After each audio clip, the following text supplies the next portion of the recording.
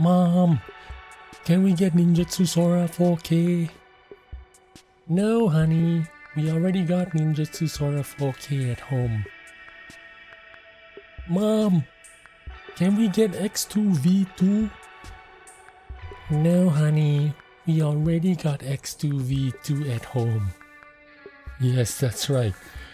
VGN is back with another mouse that's going to be a banger.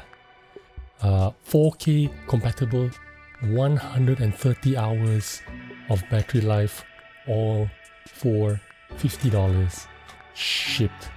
Now you can buy almost 3 of these mouse for the price of 1 Ninjutsu Sora. So let's go ahead and open it up and see what's inside the box. Now I'm a big supporter of cheap mouse brands, but I also want a good build quality delivering high performance. Now VGN delivered the wildly successful Dragonfly F1, and now they're back with the VXE Dragonfly F1. Literally the same mouse internals packaged in a different shape outside. The Sora X2 shape is very popular, and the VXE builds on that very popular shape. In fact, the PTFE feet placement, oh my god, these are good. The PTFE feet placement of the VXE is interchangeable with the Pulsar X2 mouse, because I don't know. I don't think it's a coincidence that they did this. In terms of shape, the VXE is much closer to the Sora than it is to the X2, because the X2 has wider sides. Oh my god, this thing. These feet are really, really good. Take a look at that. They even made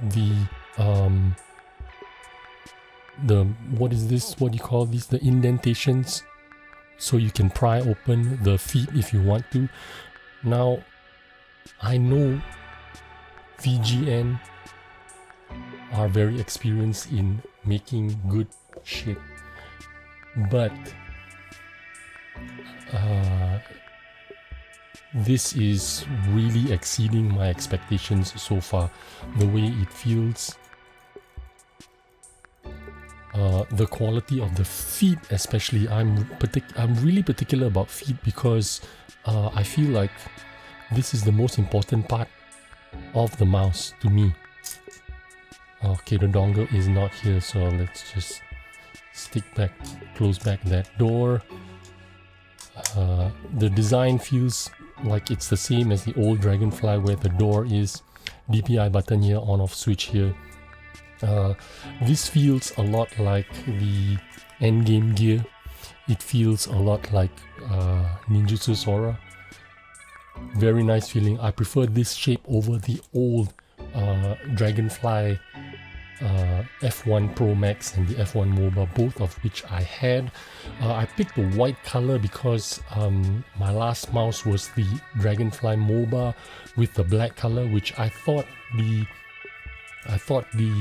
coating was, or lack of coating, I don't know, maybe just the color pigments were better than the white one because it gave me a better grip. Now I can feel that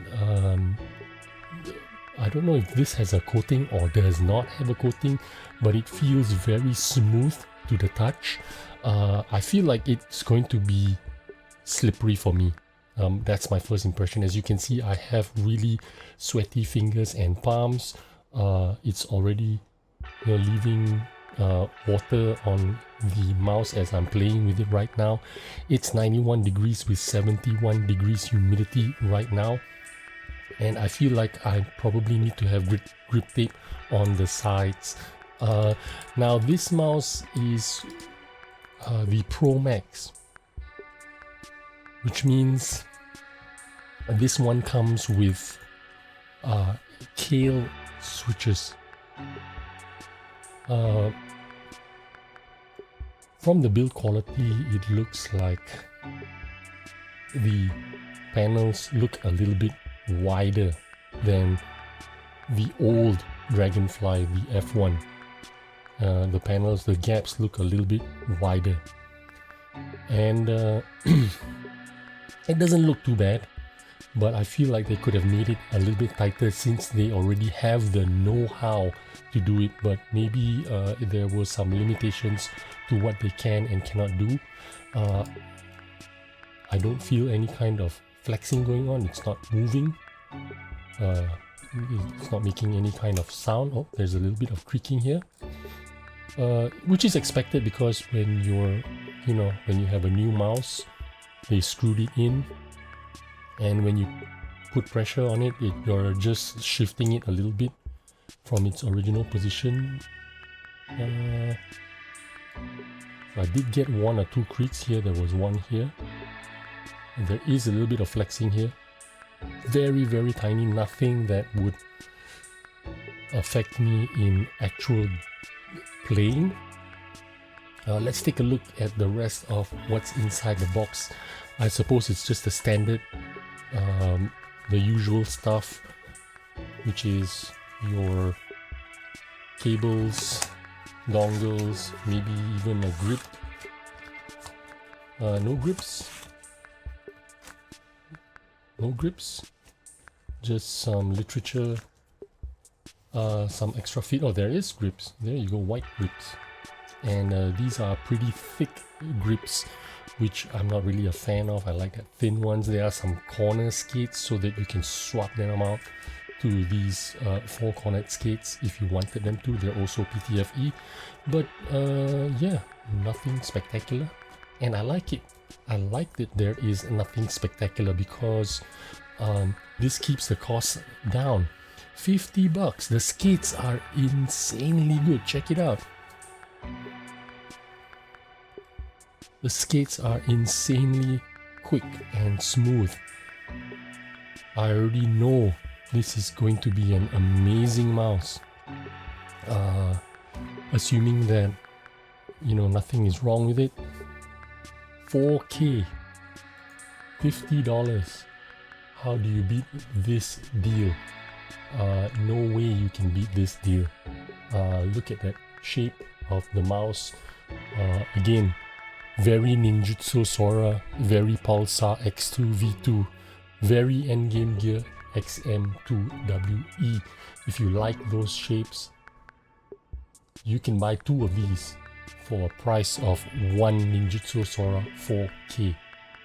$50, that includes the dongle. $50 shipped to my door. That is pretty amazing. The weight of the mouse, I'm assuming it's 55 grams. Let's check it out. 54.8, so somewhere along the 54-55 gram mark. I think that's a pretty sweet deal. Man, this is so impressive, so impressive.